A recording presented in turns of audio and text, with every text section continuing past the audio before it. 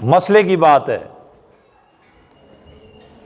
کہ دنیا میں انسان جو کماتا ہے یہ اس کا ہے، یہ کہتا ہے میرا ہے، گنتا ہے، خوش ہوتا ہے، پلاٹ دیکھتا ہے، پلازا دیکھتا ہے، ہوٹل دیکھتا ہے، بینک بیلنس دیکھتا ہے، خوش ہوتا ہے۔ لیکن جب نزع کا عالم ہوتا ہے نا،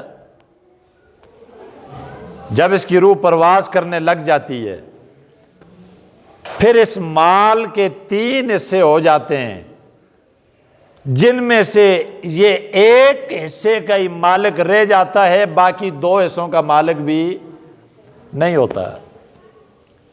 اسی لیے حضور نے فرمایا بڑے بھائی کو بلائے گا، وہ کہے گا میں سانس نکلنے تک تیرا ہوں، بلکہ سانس نکلنے سے پہلے بھی میں 2 حصے تیرا نہیں رہا، بلکہ ایک حصہ تیرا ہوں۔ اور اسی لیے شریعت کا ضابطہ بھی ہے کہ نزع کے وقت اگر کوئی آدمی وصیت کر کے مر جاتا ہے تو اس کی وصیت پورے مال میں نافذ نہیں ہوگی، بلکہ تیسرے حصے میں نافذ ہوگی۔ بلکہ کس میں نافذ ہوگی؟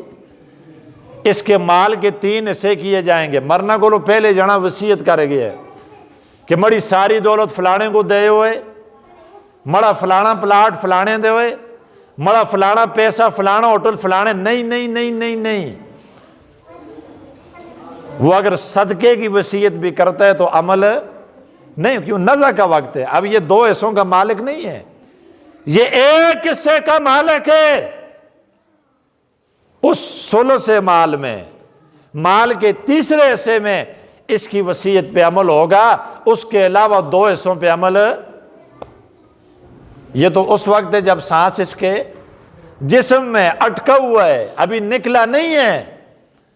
جب سانس نکل گیا اب کوئی وصیت شصیت بھی نہیں ہے، اب 1 روپیہ بھی اس کا نہیں ہے، کفن دفن پہ اس کے مال میں سے خرچہ کرو، باقی اس کے وارثوں کے اس میں تقسیم ہوگا۔ آج ہم بڑے فخر سے تیجا، ساتا، جمراتا، برسی کرتے ہیں یا نہیں کرتے؟ خیال کیے کبھی ہم نے کہ یہ مردے کے مال میں سے اگر ہم کرتے ہیں تو یہ وارثوں کا حق مارتے ہیں، جو مرنے کے بعد وارثوں میں شرعی اعتبار سے تقسیم ہو جاتا ہے۔ یہ ان یتیموں کا پیسہ ہوتا ہے، اس بیوہ کا پیسہ ہوتا ہے، اس کے باپ اور ماں کا حصہ ہوتا ہے، اس کی اولاد کا حصہ ہوتا ہے، اس کی بیوی کا حصہ ہوتا ہے۔ ارے اس حصے کو ہم اٹھا کر خیرات بھی کرتے ہیں، تیجا بھی کرتے ہیں، دیگیں بھی پکاتے ہیں، جمراتا بھی کرتے ہیں، 40واں بھی کرتے ہیں۔ یہ میت کا نہیں ہوتا بلکہ یہ وارثوں کا ہوتا ہے۔ بڑے فخر سے ہم کرتے ہیں۔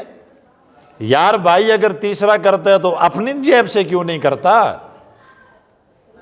اگر چچا 40واں کرتا ہے اپنی جیب سے کر۔ میت کے مال میں سے 1 روپیہ بھی اوپر نیچے کرنے کی اجازت۔ ایک میت مر گیا، اب اس کے مال میں سے اگر اس کی اولاد ہے، 6واں حصہ باپ کا، اولاد ہے 6واں حصہ ماں کا، اولاد ہے 8واں حصہ بیوی کا، اور جو باقی بچ گیا اس کے بیٹوں اور بیٹیوں کے اندر تقسیم کر دیا جاتا ہے للذکر مثل حظ الانثیین کے اصول کے مطابق، کہ جتنا بیٹیوں کو دو گے اس کا ڈبل بھائیوں اس کے بیٹوں میں تقسیم ہوگا۔ آج ہم کون سے قاعدے کے مطابق ہم میت کا پیسہ اٹھا کے اس کے 40واں پہ لگا دیتے ہیں؟ ہم نے کبھی اسلام بھی پڑھا ہے، کبھی شریعت پہ غور بھی کیا ہے؟ تو بہرحال عرض کرنے کا مقصد یہ ہے